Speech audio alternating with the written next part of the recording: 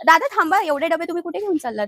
Actually शहाद्यात आम्ही एक tiffin सेवा चालवतो हा. की आपल्या आजूबाजूच्या परिसरातील जे लोक असतात हा. तर ते जर आपल्या शहाद्यात ऍडमिट असले, समजा पानसमलचे आहेत, धडगावचे, मुलगीचे आहेत, अक्कलकोवा साईडचे, तळोद्यातले, तर या आजूबाजूच्या खेड्यातल्या लोकांना जेवणाची व्यवस्था हॉस्पिटलला ऍडमिट झाल्यानंतर होत नाही. अच्छा, जसं आपण पण जर कुठं सुरतला गेलो, बरोबर आहे. नाशिकला, मुंबईला, पुण्याला ऍडमिट झालो तर आपल्या स्वतःचे जेवायचे हाल होतात. तर या लोकांचा तर आर्थिकदृष्ट्या सक्षम नसतात. बरोबर. तर ही गोष्टीचा विचार आम्ही केला आणि आपण यांच्यासाठी बुवा काय करू शकतो.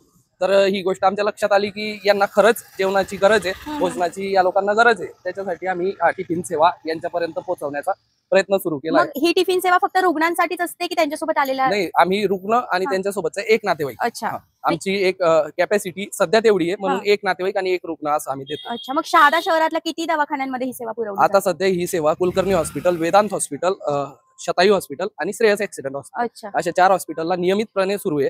आणि आजूबाजूच्या दवाखान्यातून जिथून आम्हाला रिक्वायरमेंट आली, व्हॉट्सअप ग्रुप आहे आमचा, त्याच्यावर जर वेळेच्या आधी रिक्वायरमेंट आली तर आम्ही तिथं पण पोहोचवतो. पण इथं नियमित रोज सुरू आहे. अच्छा, दोघं वेळ सकाळ संध्याकाळ टिफिन. किती लोक लाभ घेतात या सेवेचा? आतापर्यंत आम्ही गुरु नानक जयंतीपासून लंगर सेवा ही सुरू केली होती. दर गुरु नानक जयंतीला एक हॉस्पिटल आम्ही वाढवत आलोय. तर या गुरु नानक जयंतीपर्यंत आता आजपर्यंत लगभग 10,000 लोकांनी या सेवेचा लाभ घेतलाय. 10,000 टिफिन पोहोचलेत. आणि याच्यामध्ये जेवण काय असतं? म्हणजे पेशंटला अगदी साधं जेवण लागतं, तर मग तशा पद्धतीने तर आम्ही काय करतो, वरण भात, भाजी पोळी सकाळी हे असतं आणि सोबत जी मोली खिचडी म्हणतात साधी, तर ती पेशंटसाठी एका डब्यात ते असतं. ऑकेजन असलं तर स्वीट पण आम्ही देतो.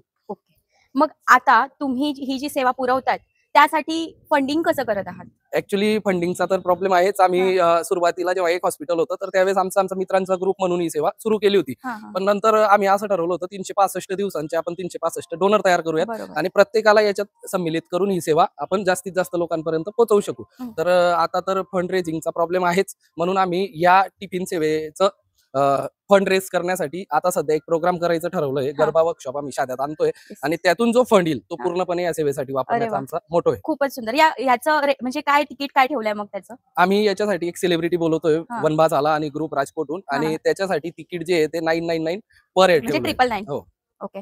मला तर पहिला वाटलं की मुंबईचा डब्बेवालाच मला आठवला हे डबे बघून, कारण मुंबईत सुद्धा डब्बेवाले अशाच पद्धतीने सेवा पुरवतात. खरंच तुमचा स्तुत्य उपक्रम आहे आणि त्याला नक्कीच चांगला प्रतिसाद मिळेल. तर मित्रांनो, तुम्ही सुद्धा ह्या गरबा वर्कशॉप जे असणार आहे त्याला नक्कीच रजिस्टर करा, कारण तुमचं 2 in 1 ही सेवा होणार आहे. एकतर नवरात्री जवळ येते, त्यामुळे गरबा सेलिब्रेशनसाठी तुम्ही प्रॅक्टिस कराल गरब्याची, आणि दुसरं म्हणजे अन्नदान हे महादान म्हणून ओळखलं जातं. आपण त्याला महादान म्हणतो आणि म्हणूनच महादान सुद्धा तुमच्या हातून होणार आहे. त्यामुळे नक्कीच या सेवेला तुमच्या मार्फत मदत करा.